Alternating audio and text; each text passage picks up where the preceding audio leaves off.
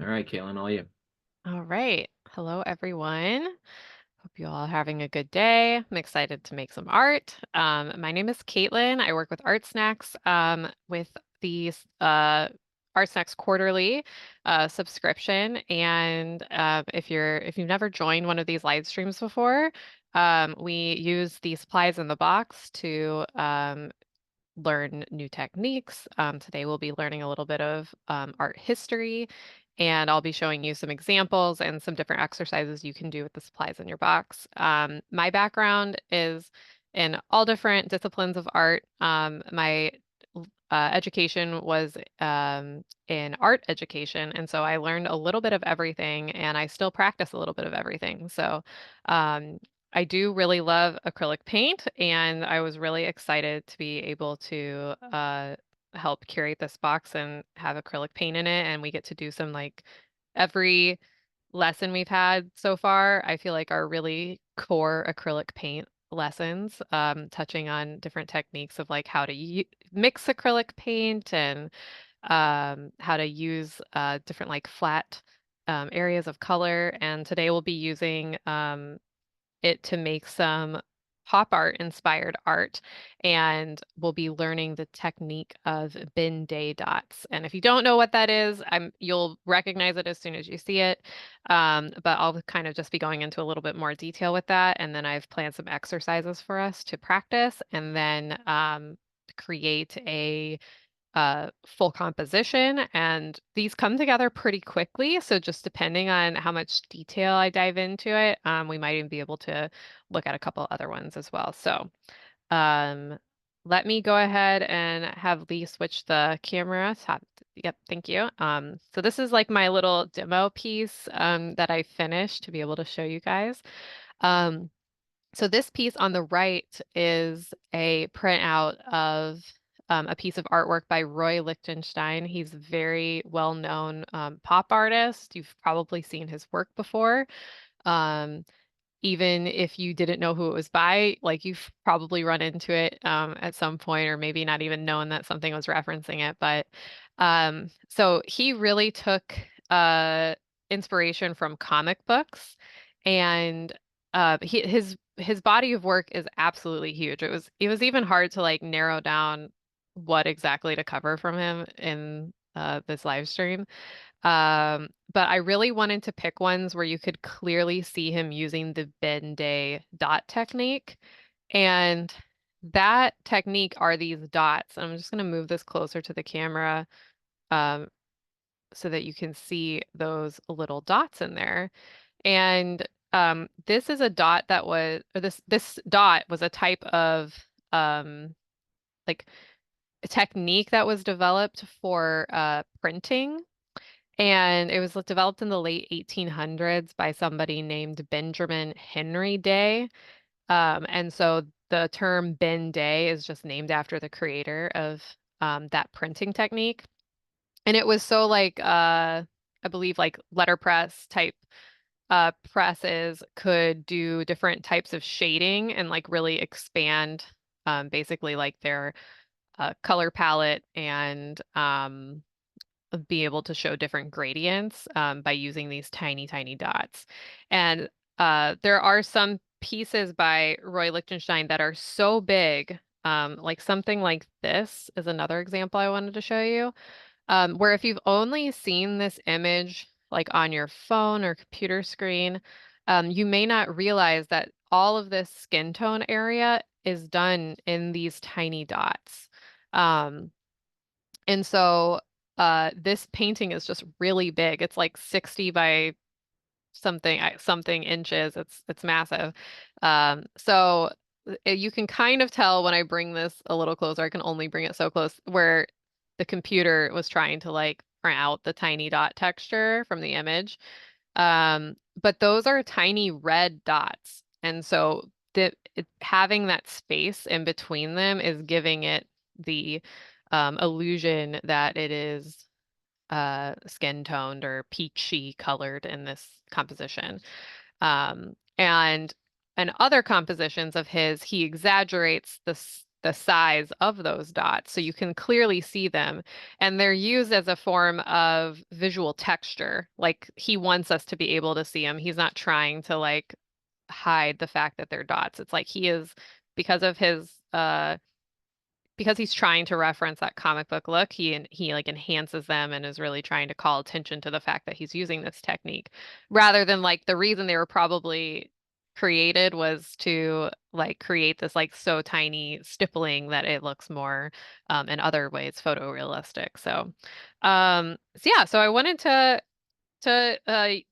show you how I played around with this technique and how we can practice it and then put it in a composition. And I have several different examples of his work to show you that we can play around with, but I specifically pulled ones where you can visually see the dots. This was the only one I pulled where like they're so far away you can't even tell that they're dots. Um, and yeah, I don't know. So why don't I'll go through the supplies I'm using. It's just mostly just the stuff in the box, but in case you did not get the box, I'll show you. I have like a little gnat flying around here right now. So you see me waving that by, that's what that is. So I'm using the SoFlat acrylics, which is perfect for doing pop art. Most pop art painters painted with acrylic paint. And I bet if they had matte paint back then, which like matte paint is like a newer formula for a lot of different kinds of paint. They probably like or specifically acrylic paint for that matter. They probably would have painted with matte paint because I feel like it's even more pop arty than regular acrylic. But um, so we're going to be working with the color palette we got in the most recent quarterly box.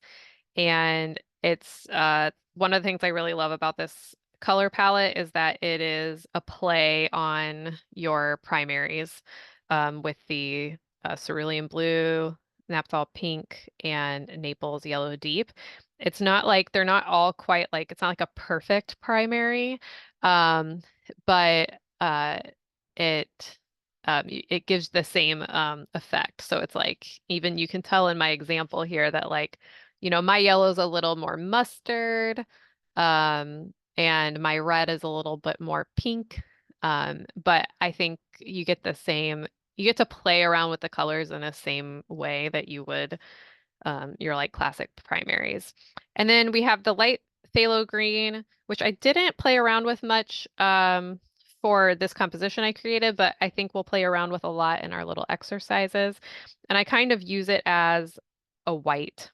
But it's nice that it's green because it's kind of like a little bit more, it kind of like pushes it a little bit more than if you were just using a white because it kind of adds in that extra hue.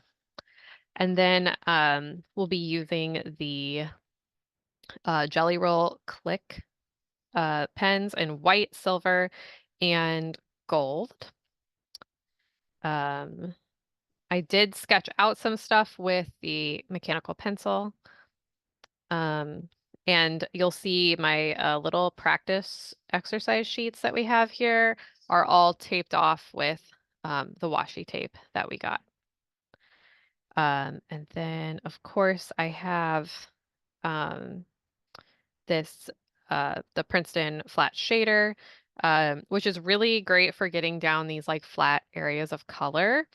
And for some of the dotting techniques, I use the other side of the paintbrush. But to vary the dot size that we're using, you might want to grab like a round brush would be good for dotting on the brush side or different size handles. Or they do make like dotting uh, uh, tools, like with little blunt metal tips. And if you have one of those, you could grab those. That would be great for this. I have this brush that's um, I think it's like a rubberized tip on the end. And I grabbed it for this because I thought it would be kind of fun to play around with. And then two other little extra things I have over here are some palette knives because I like to scoop my paint out onto a palette instead of reaching directly into the little acrylic pots. Um, and then if I want to do any mixing, palette knives are really convenient with that. If you don't have any palette knives, plastic spoon or something similar would work great.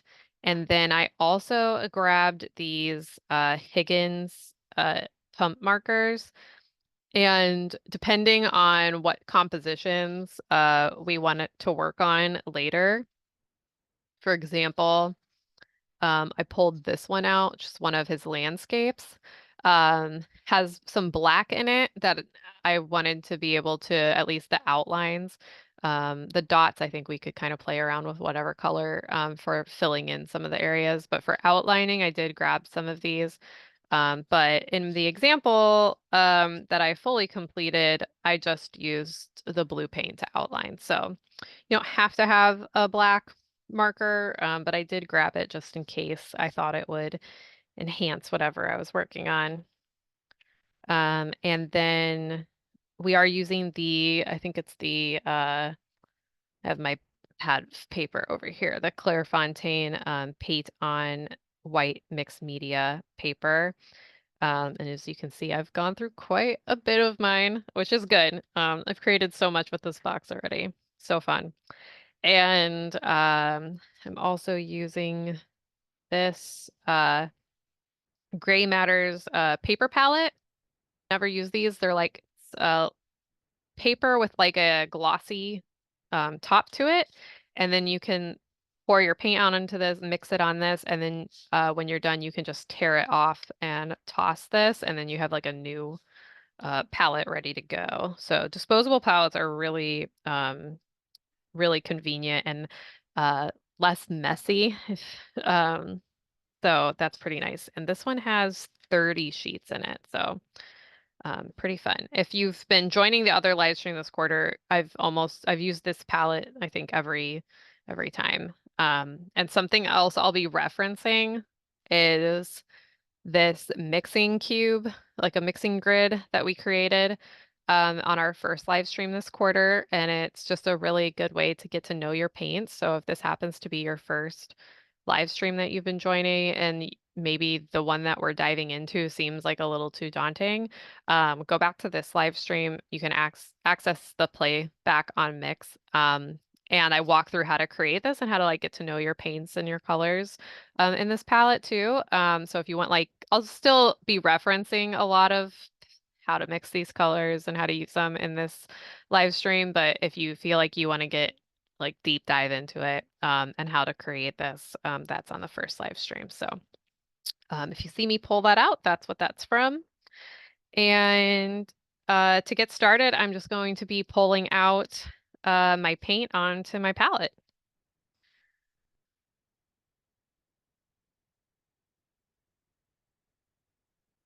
And I'm gonna do like two uh little two little blobs of each color.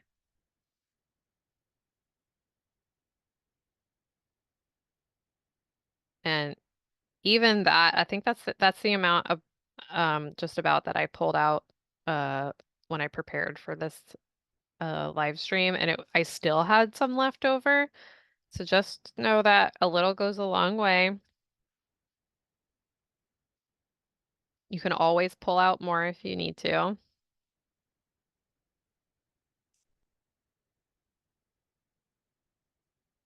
And I have a palette knife for each color because I could like wipe it off and clean it.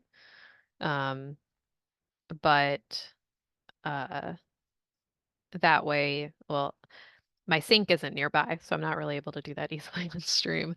And then that way, anytime I need to pull out more paint, if I do find myself running low, I get to dip in a palette knife that is clean or only has that color on it, so I'm not mixing color back into the little pot. I just love these golden containers. The size of them is really cute. If you're someone that likes miniature stuff, I feel like you know what I'm talking about. especially because golden, like their bigger containers look just like this, but larger.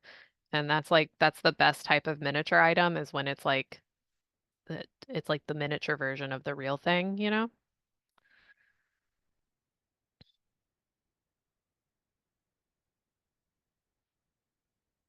All right.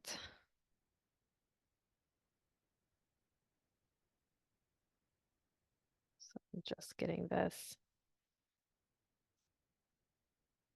out of here.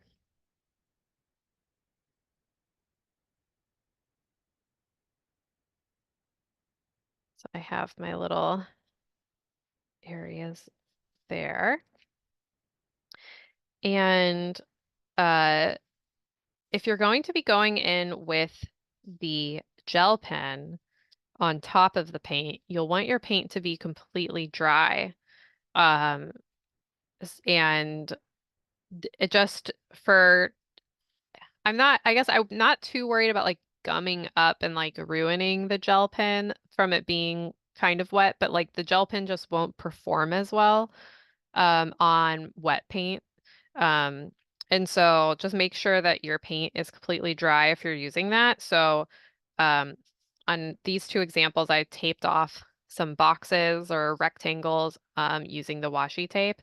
Um, and if you want to go ahead and start painting down some flat areas of color, if you're working along with me, then I would go ahead and do that step and then um, let it be so you'll have some dry ones to play with later and work on. So just wanted to give you a heads up about that. And then don't think lost my second thought, but let's keep going here. I wanted to show you a little bit of how you can think about using these dots as shading. So if you've ever seen like a shading example where you have like a box or rectangle,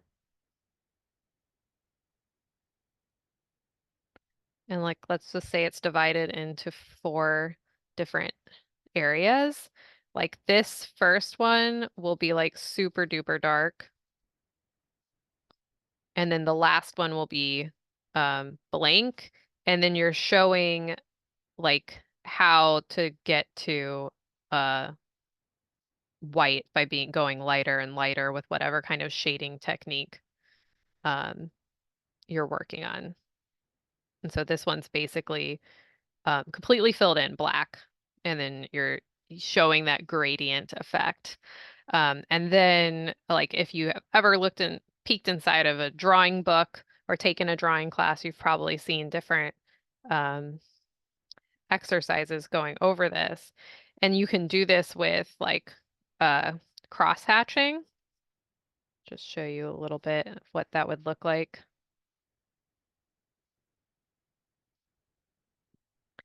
Um, and with something like using a pencil, you can do cross hatching and use like a lighter hand, and that will lighten it down.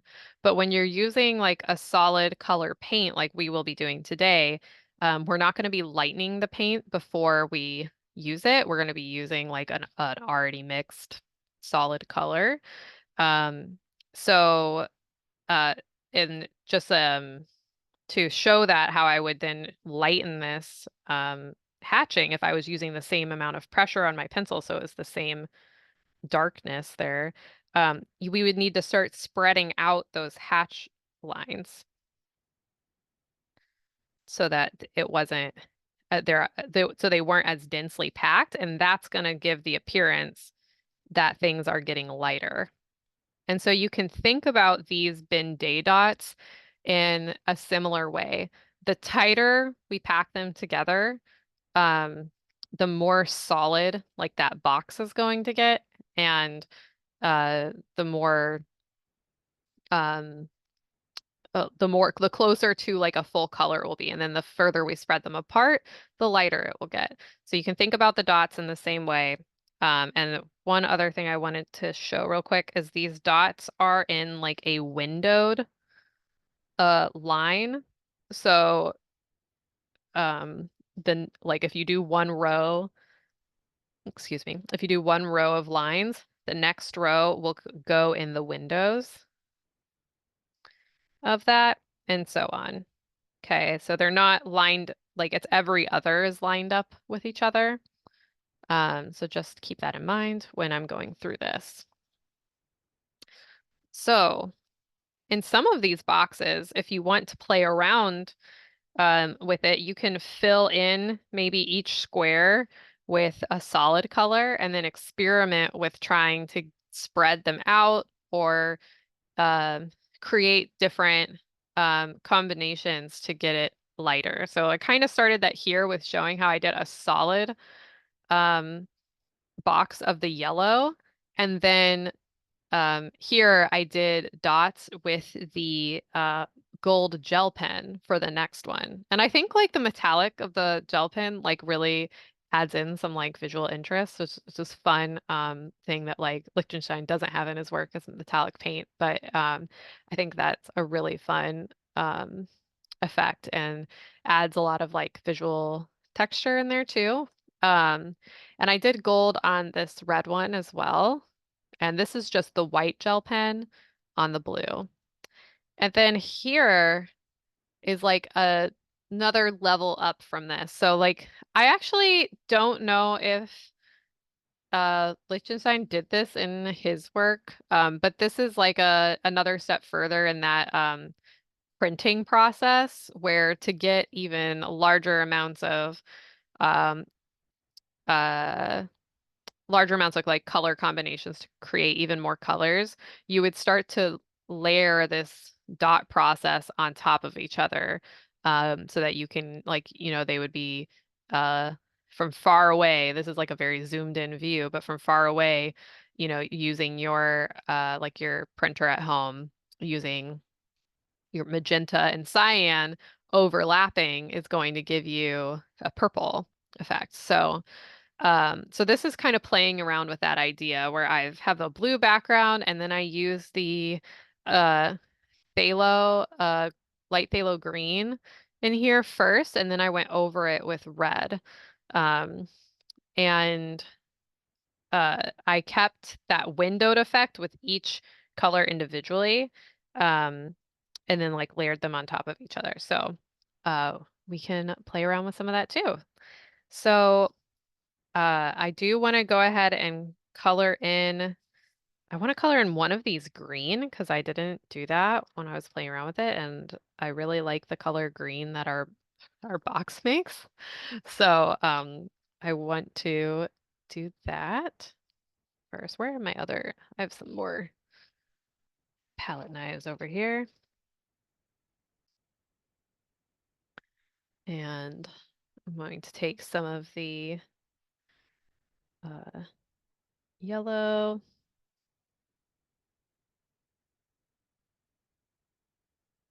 Blue. Mix a green here. Like one of the compositions I'm looking at has a green in it, so I want to go ahead and mix one or at least practice with it.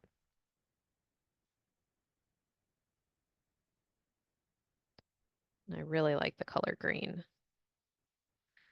we get with the color palette. And I'm gonna go ahead and take the paint right off of my palette knife. And I'm gonna be using the small boxes first. I'm gonna go ahead and paint this box.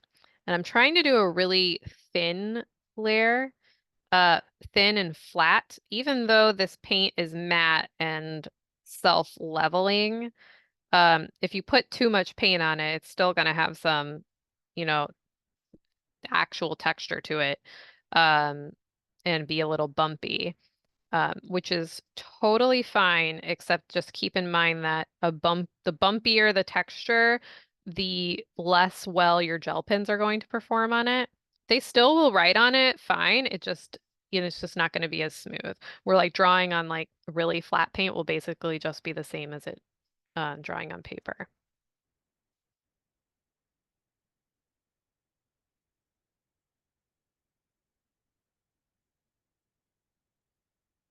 And then I'm going to go ahead and paint this next box green as well.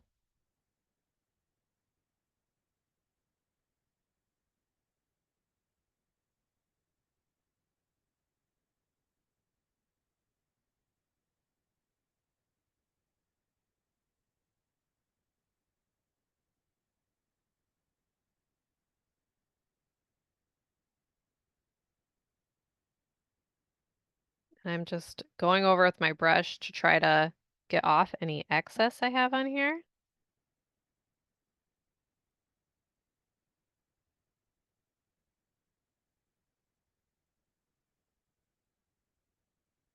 Okay, so those are filled in. And then I'm going to put my brush in some water here while I work on the next step. And I'm just taking, I have this huge cup of brushes. You want to see my brush cup? Here it is. You can look on the other camera. It's a Star Trek cup, if any of you are Star Trek fans. But it is completely filled. So I just have like my whole brush collection over here, and I'll just pull out different ones as needed just to get size uh different size brush handles to get a different size dot. And I see that Lee highlighted me again. So if you didn't see my cup, it has data on it if you're a TNG fan. So there's some Caterbug Studios lore. But if you have a good eye, you've probably already spotted my Star Trek posters behind me. So moving on to back to dots. So I'm going to be using the tip of this paintbrush on this end for to make those little dots. And we'll see. I might have to mix some more paint here, but we'll see how far I can get with this one. And I'm also just going to like lower this down a little bit so you guys can see really well. And I have just tapped my paintbrush on the paper. You kind of have to firmly press depending on how much paint you have on there. And uh, Liechtenstein and the printing process, those dots are going to be very uniform. I was not as much a perfectionist with that. So it would take like a lot of work to and or time, I guess, to make these all exactly the same size and exactly spaced apart correctly. Like you could certainly draw some guidelines on here if you wanted to make sure all your lines were really straight. I just kind of winged it, and uh I still think it turned out great. So for reference, this is the example. And you can see mine vary in size a lot, and I'm okay with that. But if you're not okay with that, I would draw a grid, um, and maybe make sure you're getting like a similar amount of paint on your paintbrush every time. And depending on how big you're making your dots, like maybe you're like blowing these up super duper big because maybe you're not working on uh, this mixed media paper size. Maybe you're working on a canvas that's really big or a wood panel that's really big.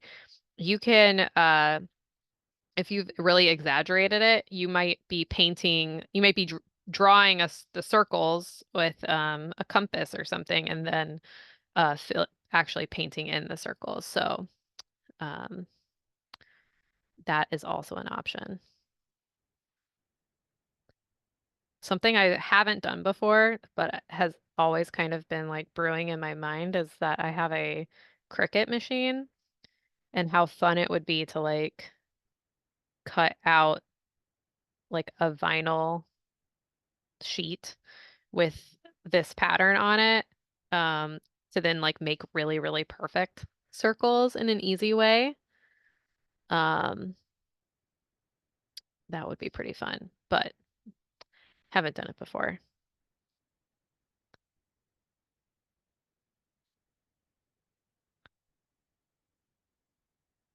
So I am just making those dots. I like having a little bit more paint on my paintbrush, but then you just have to watch the pressure of your brush so that you don't like uh make one dot like way bigger than the rest, you know. It's fine to have some variation, but like you don't want any standouts in there.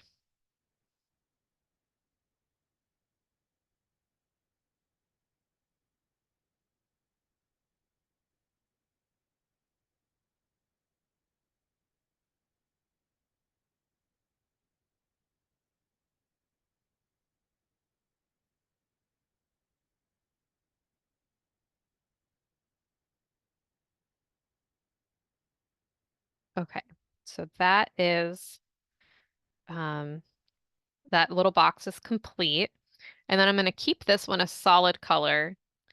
And then with this one, I'm going to go in with a darker color of dots so it kind of show like a light, medium, dark, like we talked about with that little shading scale.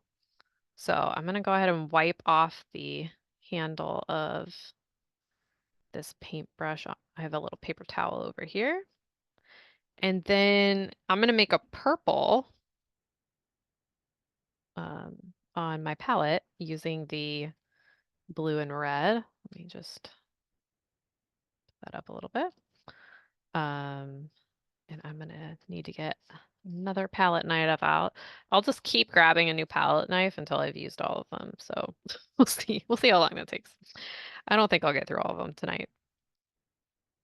I'm gonna make my purple a little more red than blue first. Let me see how that looks. And because of the tones of our paint, like the purple that we get with these colors isn't, uh, it's not going to be leaning to like the fuchsia magenta side of purple. It's going to be leaning towards the like musky wine grape purple.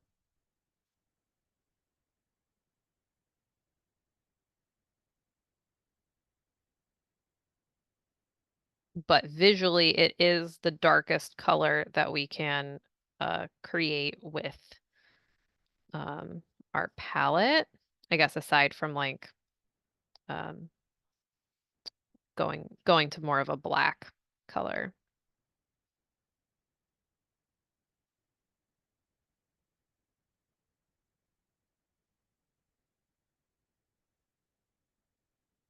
All right. So there's that purpley color. And I just want to show you real quick from that grid that I referenced. So that's this grid. This is showing like what it looks like to have the red and blue combined. And this is another mixture of red and blue. There's just more red in this one than blue. And that is showing, like, if you're looking at this grid, you can see how it's drawing to these two boxes as the darkest colors on the grid. So that's just like again, you can go back and watch the live stream where I made this grid, but it's just a good way to kind of get to know what's going to happen when you mix your colors together if you're trying to get like a tone that's darker. Um, so that is how I know that this is a good color to mix for what I'm trying to achieve. Because I'm going to try to make this green look even darker by doing this pattern, but in the purple on top of this green box. So let's do it.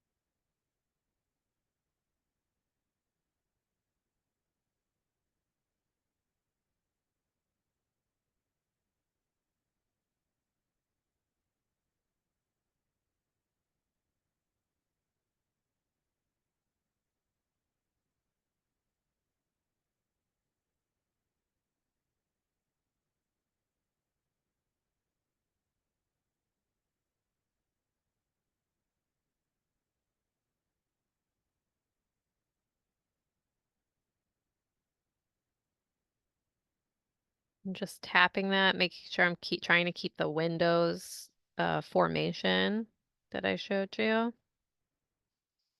And if I wanted this to be even darker, appearing, I could uh put my rows like closer together. Um, or I could uh use a smaller paintbrush and put those dots even closer together too. Um, so there's different, like there's so many variations on this technique you can use to really like expand the color palette you have or the amount of um, texture that you have.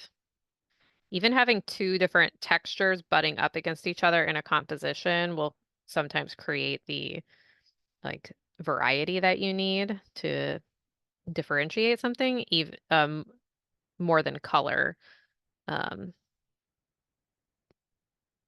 I remember I had to do a project in my 2D design class where we couldn't use, I think everything was black and white on it.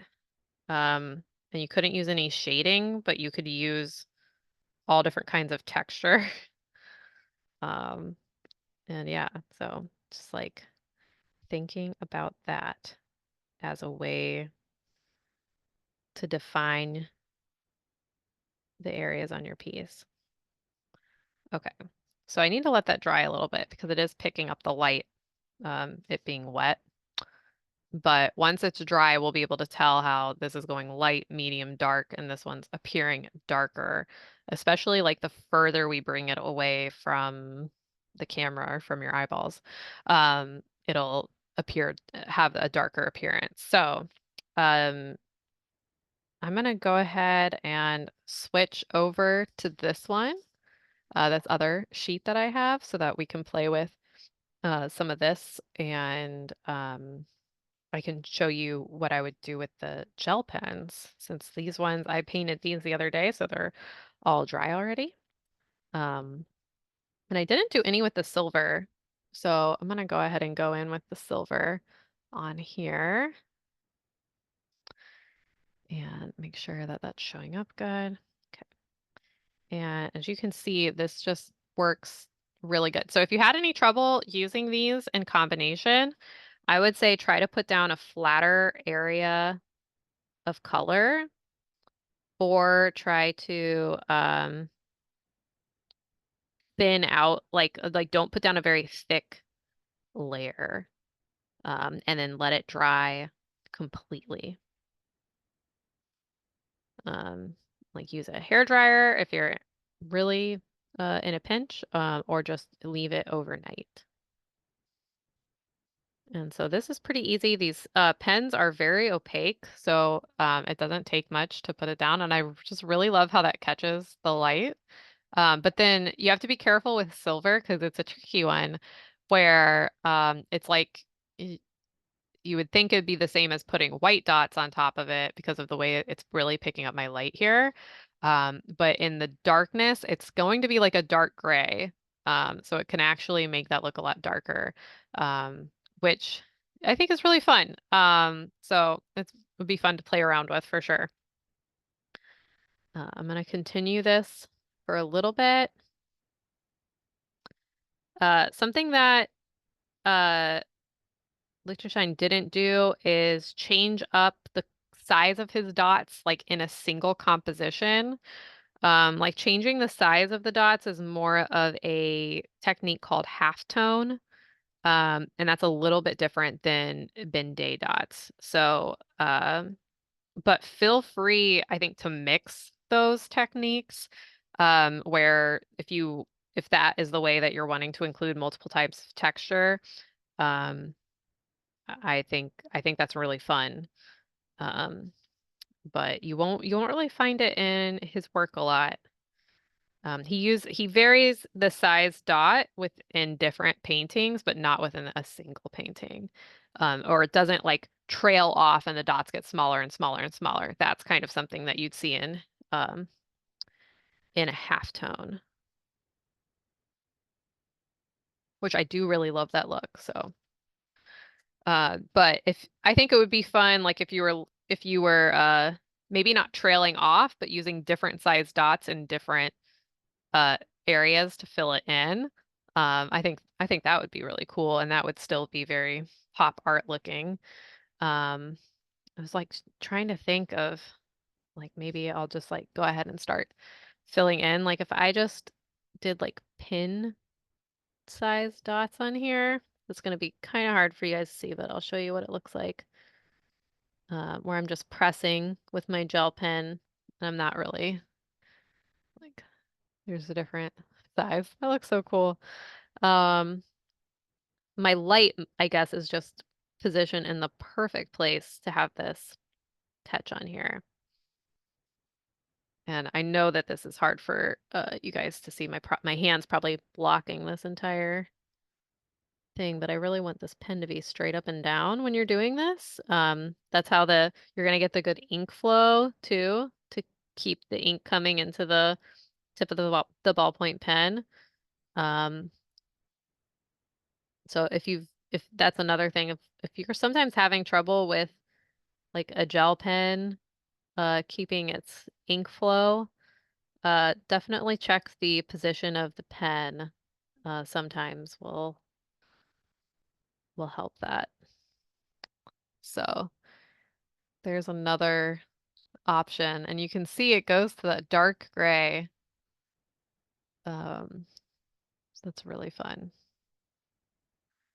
Definitely bringing something new to the Ben-Day dot technique with the metallic paint. Um, so there's like two different ways that you can do this technique with it with and like I think this one I think can come together really quickly. I think if you were really determined, I think this would be like a really cool thing to put in an entire composition. It obviously takes some time, but it's not too difficult of a technique.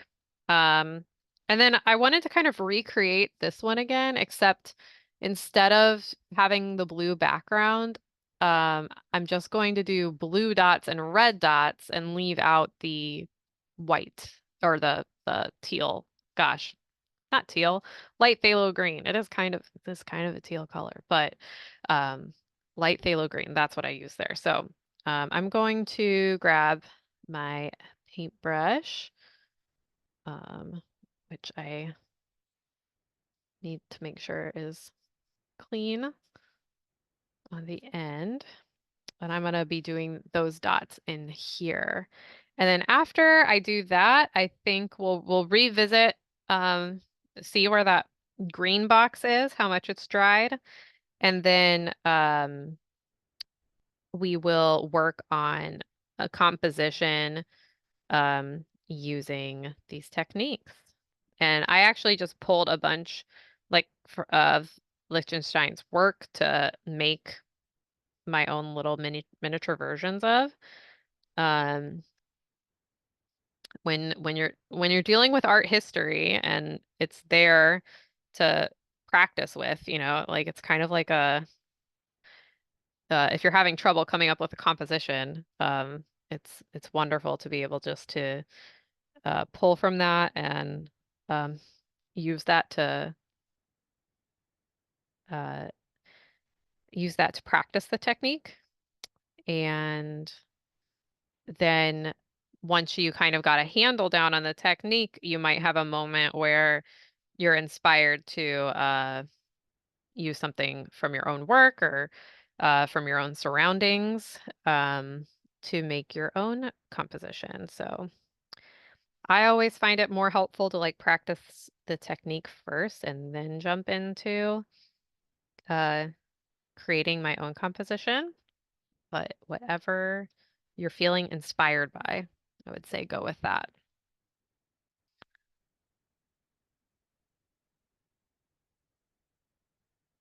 And the ones I pulled today are a lot of his landscapes. So maybe you'll see one and be like, oh, I could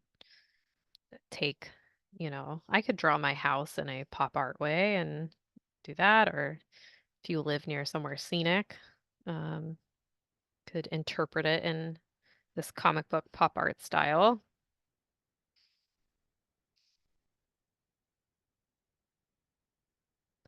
I live in the Pacific Northwest, so maybe after I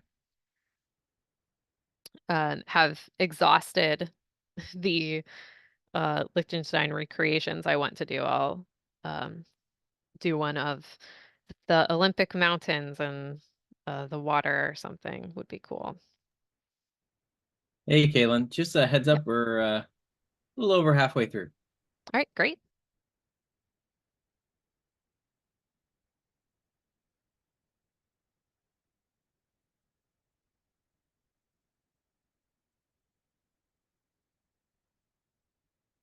I am going to be doing two different layers of dots on this page. So I am gonna have to let this dry a bit in between.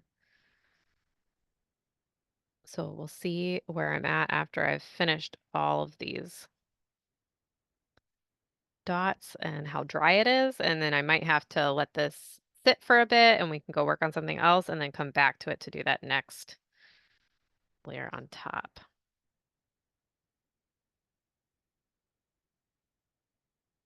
Something else fun you could do with the gel pens is once you've done your like initial dots and paint, you could go on top and just in a smaller dot put um, the metallic on top. And I think that would also look really cool so that they just kind of catch the light a little bit more if you didn't want to go like full metallic.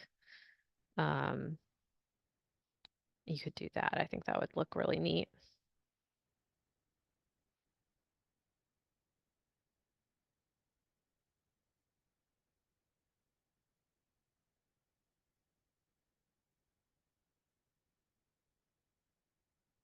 Ooh, almost done.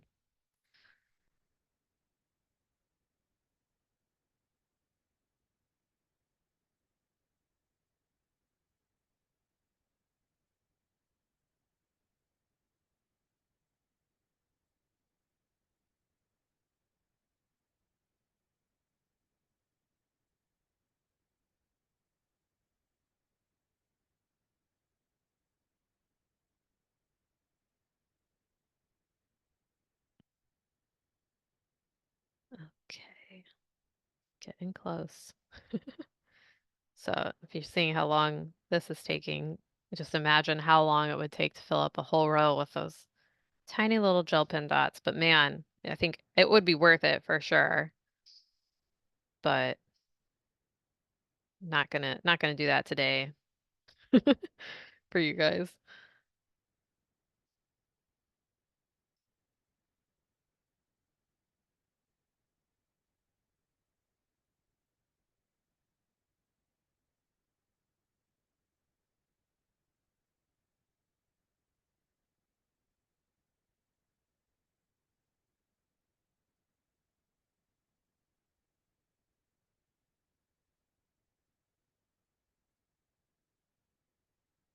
All right. Okay.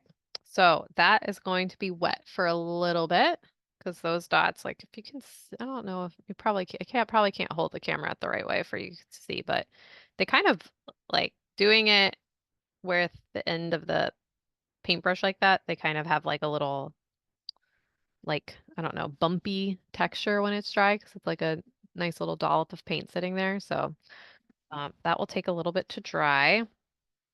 This is looking a lot drier. It's still picking up the light a little bit because those bigger dots on there, but you can already kind of see how this side is looking darker, and especially if I bring my camera out, this one is, you can kind of see that light, medium, dark. So if you wanted to recreate, one of these compositions that is using, you don't have to, you don't have to recreate something, dot for dot in one of his paintings. But if you were painting your own and you needed that, like your white, your black, and your gray, and you were wanting to limit yourself to using a single color um, in your artwork, then that is how you can achieve that. Or I guess the blue is a different color, but you know what I mean, a limited color palette. So I pulled one for us to work on, and it is called Sunrise. And it's kind of hard to find like he just has, like, again, such a big body of work that is kind of hard to find. Like, he did similar stuff so much that I didn't know which one was the, like, exact colors that he used. But this is the composition. It's like a sun with these beams coming out and then the water in front. And so I think we can just kind of like, I was just gonna kind of use his original as inspiration, but not do the exact dot patterns and stuff that he did. And we can come back to that other dot pattern that we're gonna do a second layer on later when it is dry. So for now, I'm gonna grab my paintbrush, and I am using the paintbrush that came in the box, the shader. And there are a couple areas of like flat color that I'm going to paint first where I'm not doing dots. I'm gonna do those parts first, and that is going to be painting the sun.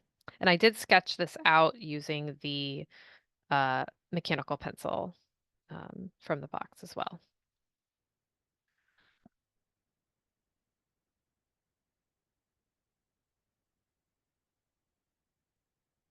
And this is going to have an outline around a lot of the areas.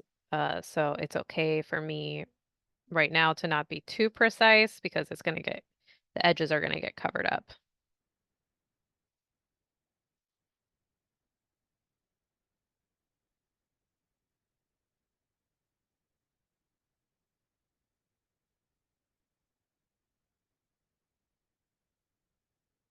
And if you're thinking about using gel pen in your composition, again, just be careful to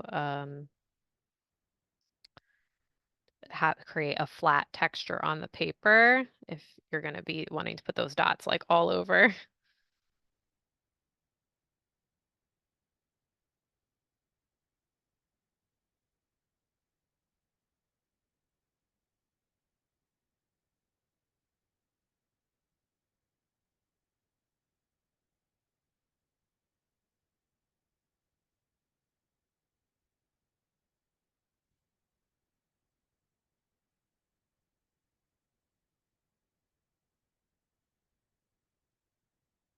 It's not totally, fix the shape right at the top here.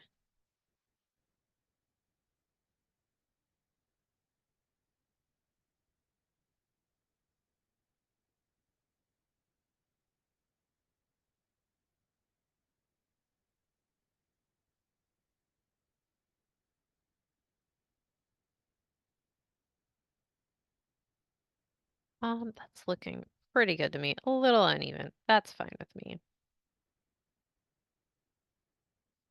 Okay. And then I'm just gonna go over this a little bit with my brush with a lighter hand, just to kind of like scoop off some of that excess paint in case I want to use gel pen on it later. And then uh, part of this water is going to be in yellow as well, and I'm gonna go ahead and paint that. Since the blue is a darker color, um, it's gonna cover up some of the edges of the yellow. So I'd rather paint blue on top of yellow than yellow on top of blue.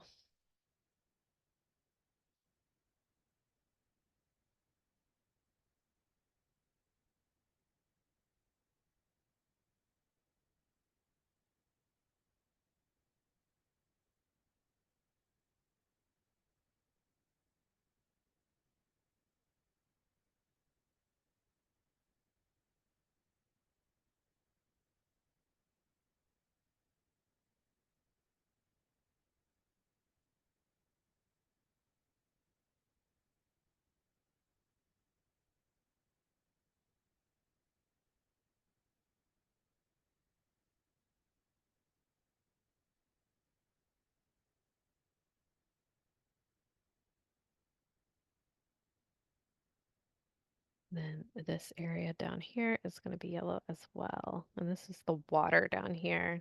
And the yellow is like supposed to be the reflection of the sun on the water.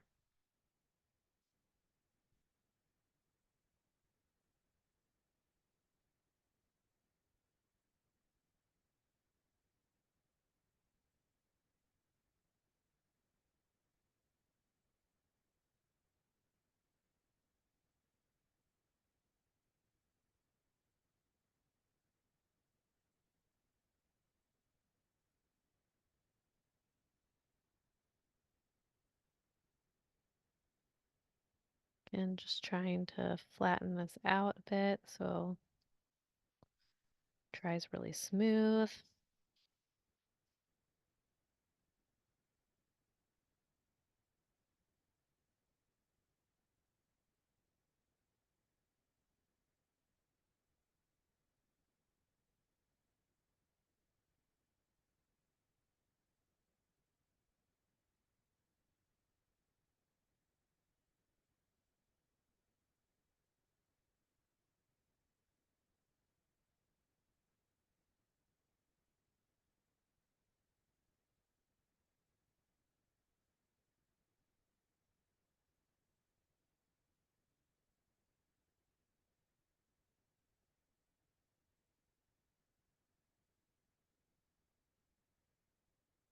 Right.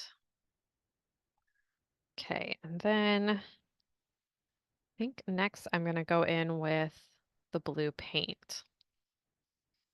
Just going to rinse my brush off in my water, trying to as best as I can.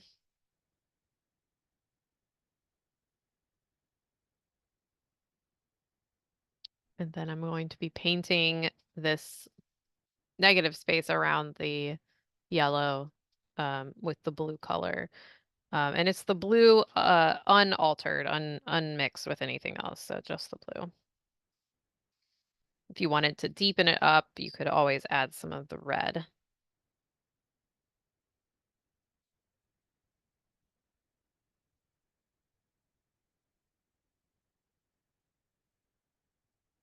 And there's some edges around my yellow that aren't completely dry, but I'm risking it.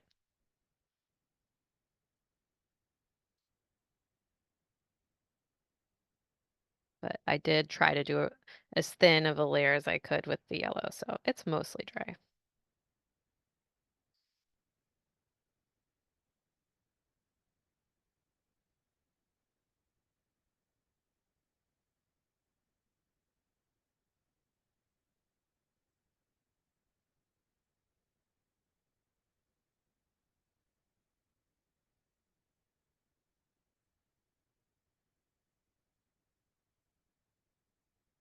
Nice, looking good.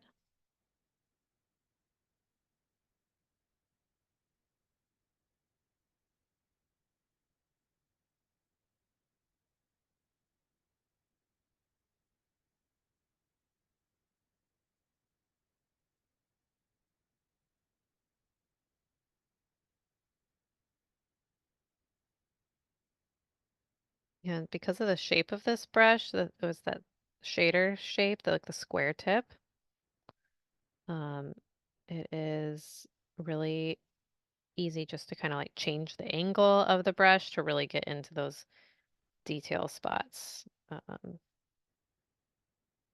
Get really thin lines. So sometimes you'll see me rotating the brush as I move it along to get through narrower areas, and it's a very versatile brush.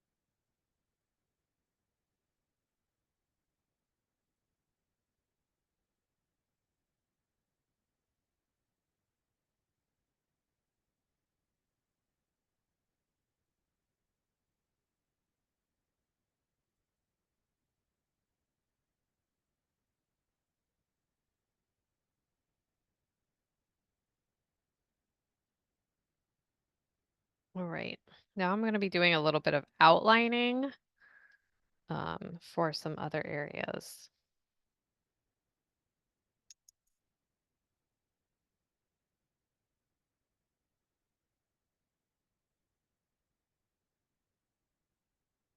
Which I'm actually, maybe I don't want to outline it. I think I'm going to switch and start to do dots. now. It's still, I cleaned this off and then I just put it down right in some paint, so that wasn't smart. Okay. All right, so I'm gonna pick up the brush I've been using to dot things with. Um, so I think that's a good size. And I'm gonna be using the yellow color to do these like sunbeams. And so just want to start creating that texture inside my pencil area. And then I will be outlining this with uh, blue as like kind of my outline color. So it'll kind of, if you expand your dots a little bit outside of that pencil line, your outline color will kind of take care of that. And I'm just doing my best with the uh, size of the dots, keeping them uniform. It's hard. Um, but if you want to spend a little bit more time on it, can certainly make them uniform.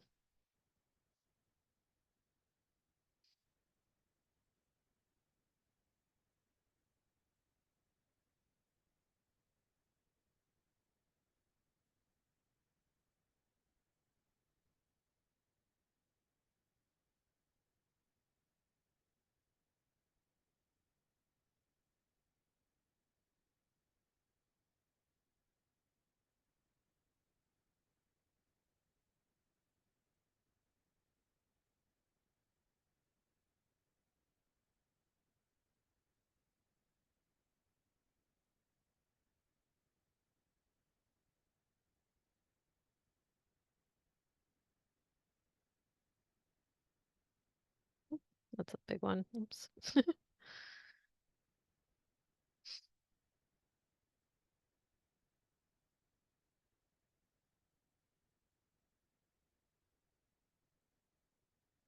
All right. And then we'll continue doing this around the whole sun. I was thinking of doing every other one. Let's try that and see how it looks. We can always paint over the dots, I suppose, if we don't like it, but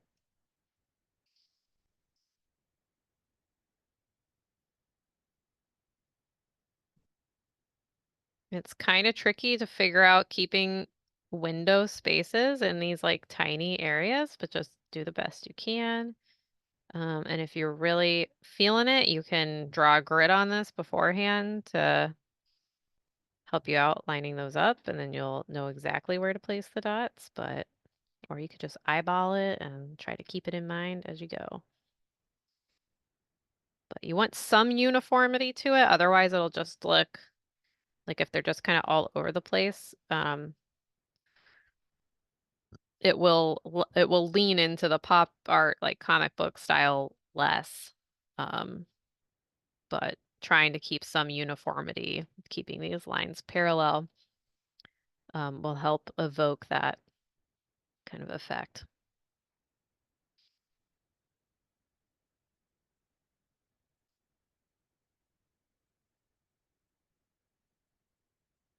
Right, I'm gonna actually turn this upside down, so that my arm is not in the way. Um,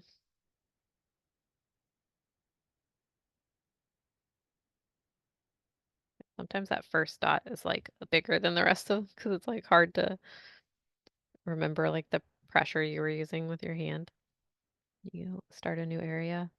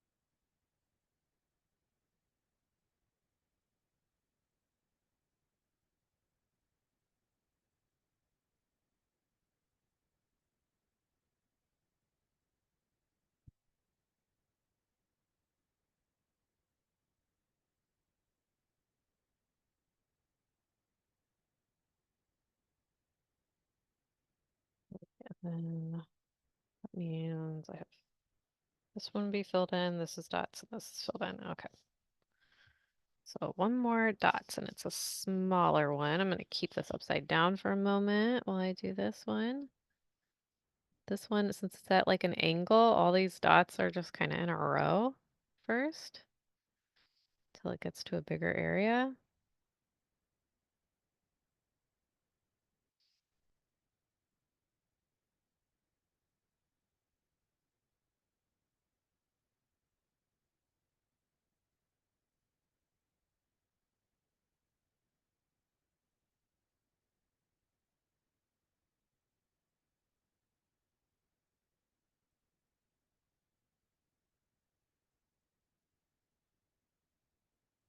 All right, so I'm going to clean the end of this paintbrush.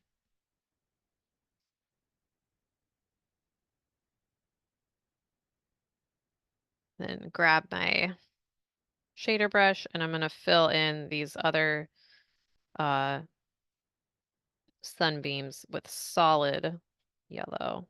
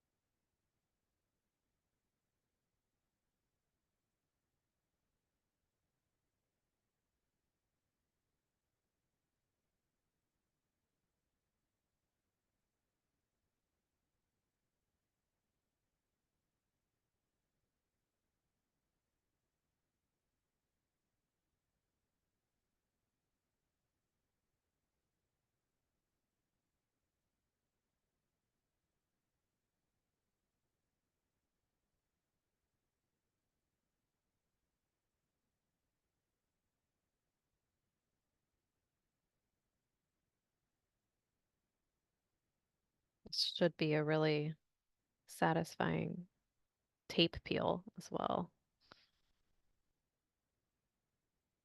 Last week we had a really good tape peel. Um, that's what happens when washi tape's in the box. Lots of good washi tape peeling content. Okay, and then this last one over here.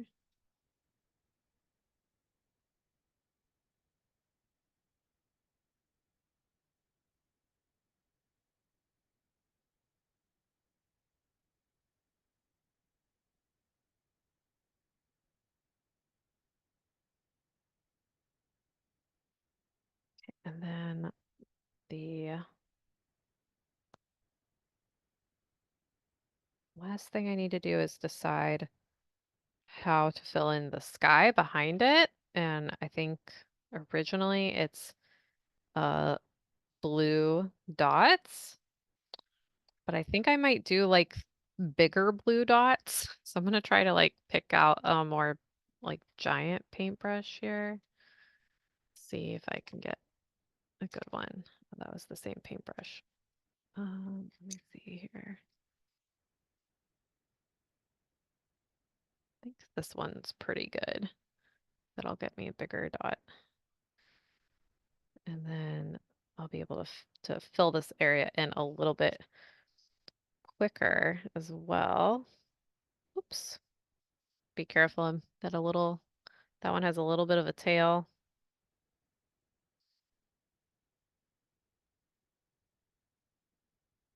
So it's what I was talking about earlier. You won't find in Lichtenstein's work the uh him changing dot size in between like in the same composition, but we can break the rules.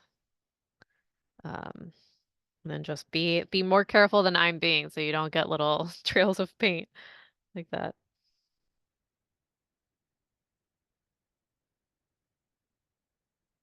And it is okay if it goes a little bit into some of those other spaces because I haven't outlined the piece yet and the outlines are pretty thick, so they're gonna cover up that um, the the place where those two areas are meeting.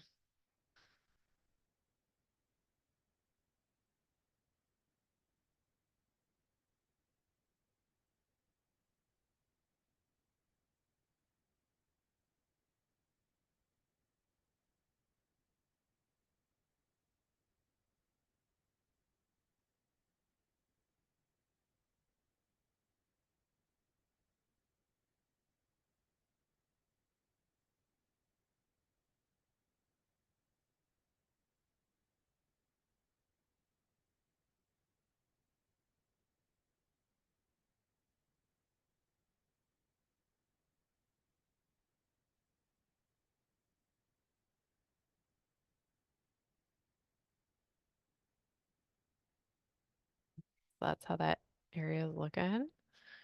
Pretty cool.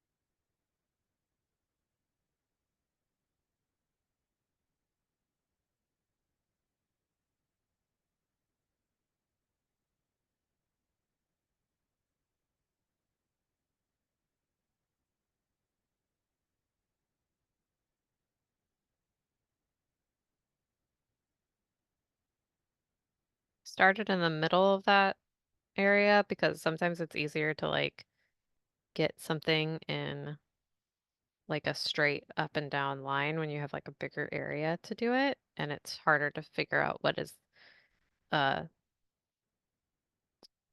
parallel when you're like working in such a tiny area. So that is why I started in the middle there. Oops.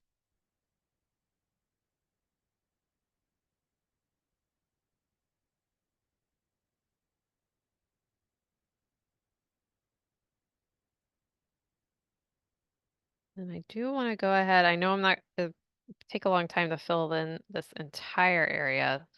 So I want to go ahead and outline parts of this so you can see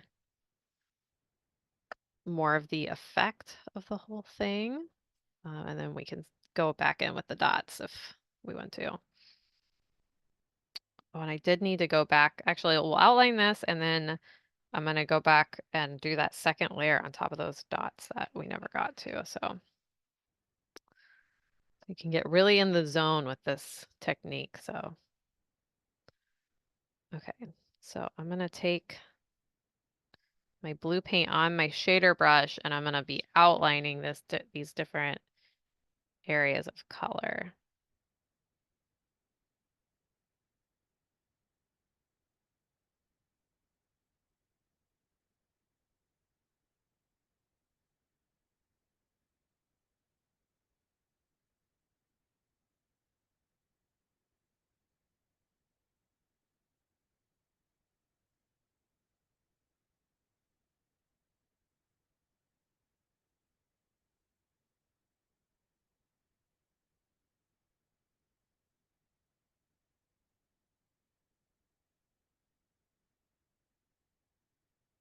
And varying line width was really common in this style.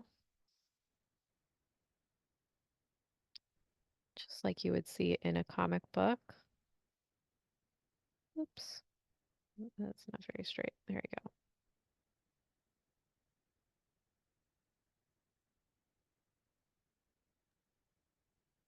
Hey, Caitlin, we got Yep. about 10 minutes left. So All I right. know that we have a few people left. We did have a lot of people joining us live, but if anyone wants to share what they're making, um, You can either raise your digital hand or your actual hand, or if you want to continue working, that's also fine.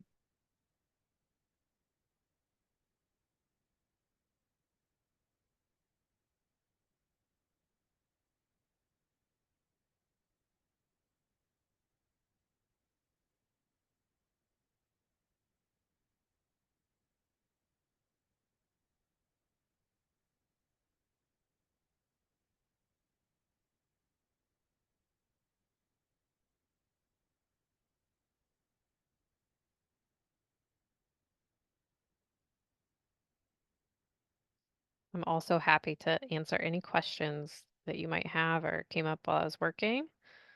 Um, so just let me know, or you can type in chat and Lee will read those out.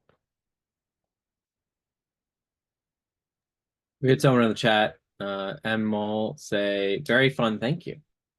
Awesome. You're welcome.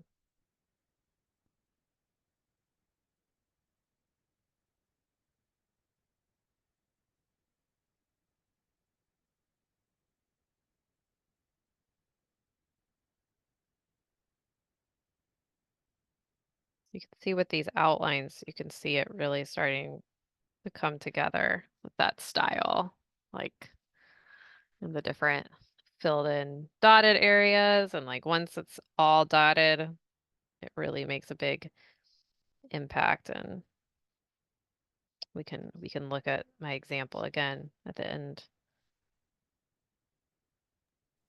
Catherine in the chat said, I'm working on my tenure stuff. And so while I'm not creating, this has been keeping my stress level down. So thank you. Awesome. That sounds like a lot of work.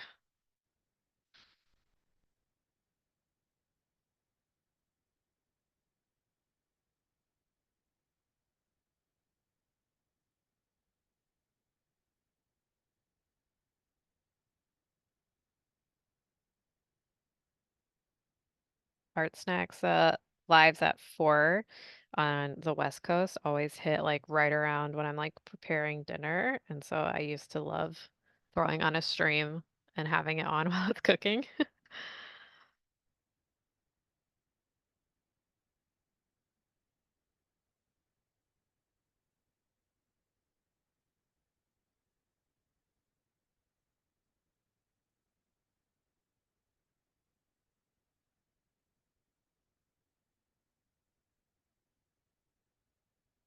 Okay, so here, now that that's outlined, you can see more of the effect that it's having. It's kind of hard to see when, like, without the outlines on, but you can really start to see those areas starting to get filled in, and how we talked about size of the dot, how close together they are, can all impact like how dark or light that area is going to appear. Oh, woo, that was close. If you were in last live stream, I did make an oopsies on my painting, but then I fixed it live, and you would have never known if I hadn't shown it. So that is my painting professor always said painting is the most forgiving medium because you can just cover it right up. It's kind of true. I wanted to show real quick. I'm not sure I'll have enough time to go over this whole thing.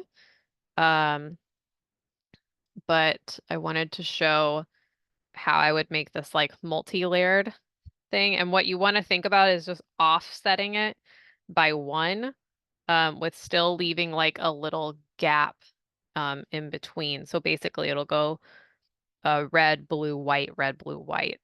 Um, and and if you overlap the dot on top of the blue, that's fine.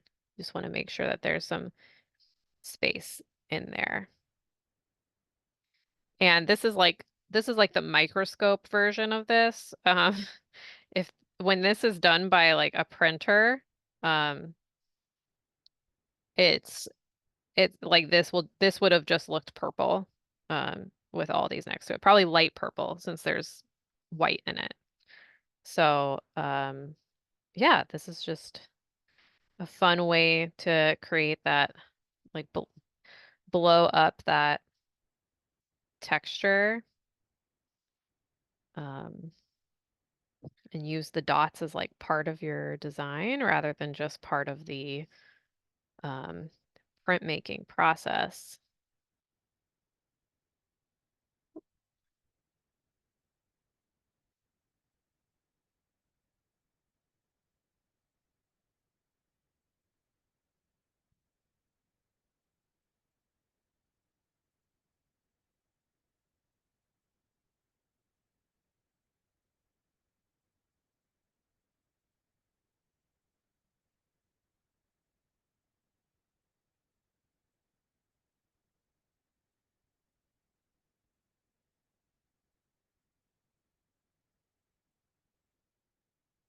I think having these even more densely packed together would be even cooler.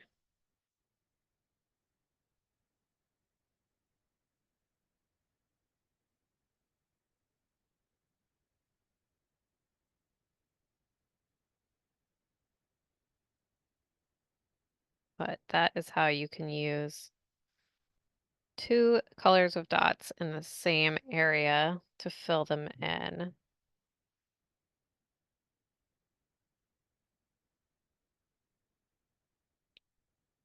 So yeah, it's kind of fun. I mean, it will nowhere near look purple in at this scale, but from far out. And this isn't completely dry yet, but something I would plan to do with this composition is then take my uh, gold gel pen and I was gonna dot the water in here with the gold so that it uh, would even look like even more like the sun was reflecting off of it. I know my camera's a little out of focus there. Like sometimes when I move around too quickly, it gets out of focus. So see if I can get it to go back. There we go. Um, so I'll just show you a little preview of that here.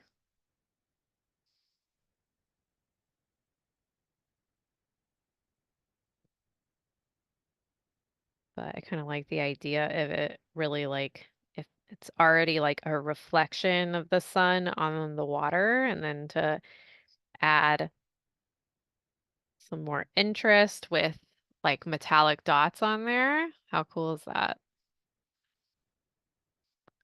And because I laid down this color so flat, uh, so flat, like the paint, um, it is drawing on there super, super smoothly. And I could continue this down the whole way, or I could just leave it in the center of my composition here, just like how you would see water like kind of sparkles in like the trail of the sun.